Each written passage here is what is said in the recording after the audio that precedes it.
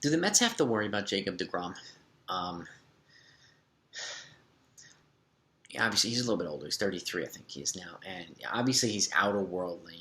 He's super duper elite. Like almost, it should be illegal to be that good, but but he's had multiple trips to the IL this year, and with like shoulder injuries and shoulder issues, and now it's a forearm issue. Forearms can be precursors to Tommy John. Like, and it's unfortunate for him because not only is he obviously the premier guy, but he'll go on the IL and come back and throw 3 or 4 really really good games, 5, and then he'll go right back on the IL with a different issue, and rinse and repeat. And I know the 108 ERA is nice and stuff like that, but it's also he keeps getting hurt, and they're already down Carrasco, they're already down Syndergaard. I mean, and I forgot the other guy down, one of their pitchers down with Tommy John. So they lose the ground for an extended period of time.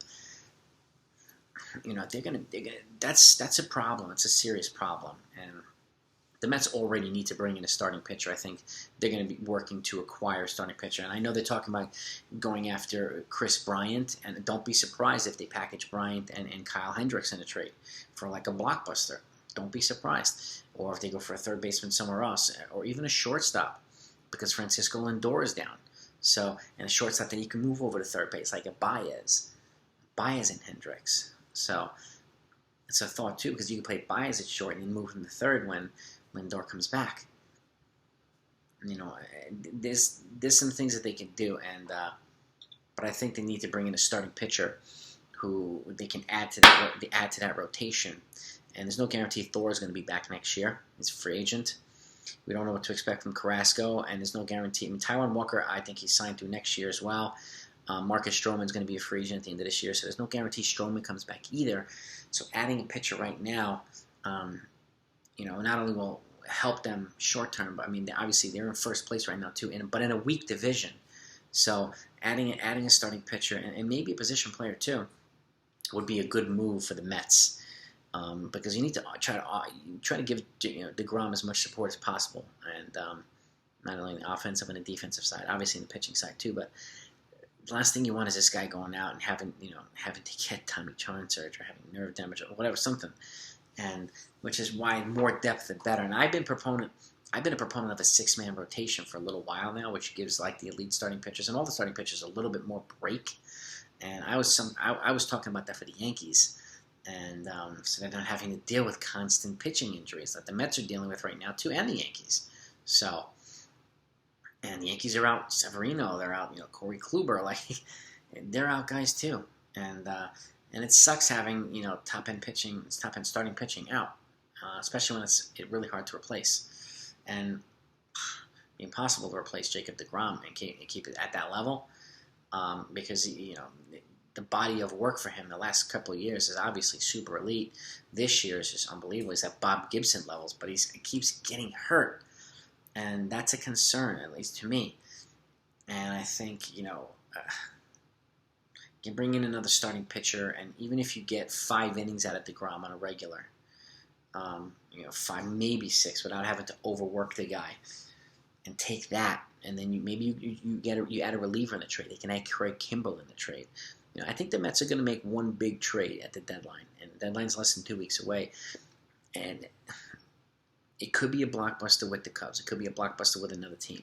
It could be a Craig Kimbrell and Hendricks trade, or Craig Kimbrell and Baez trade, or Craig Kimbrell and Bryant, or it could be a monster one.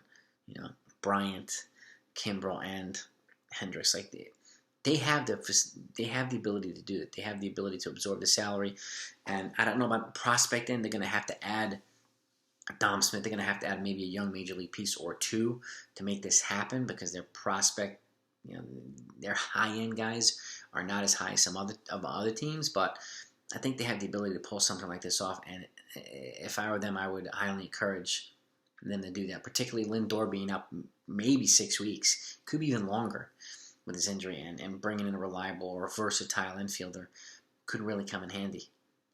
So I would look out for them, but I do worry about Jacob DeGrom.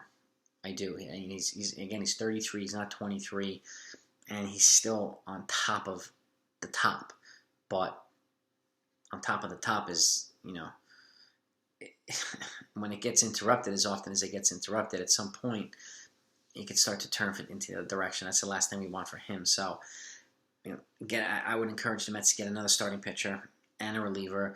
Give him as much protection, give the rotation as much protection as possible, and to help get them through the season, because they're going to stay in first place. Yeah, obviously, they're going to go to the postseason if they stay in first place. The Braves are starting to make a little bit of moves. They brought Jock in. They brought Stephen Vogt, another a catcher. So look out. I could see the Nationals making a move.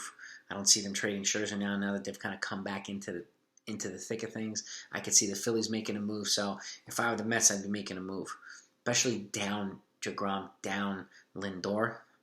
I'd be making a move, and I'd be making one like yesterday, not waiting till the deadline. I'd be very proactive here, and I could see that happening in the very near future, maybe even a week before the deadline. But let me know what you think if you're worried about DeGrom and because I honestly, I'm a Yankee fan, but I like watching DeGrom, man. He's so good.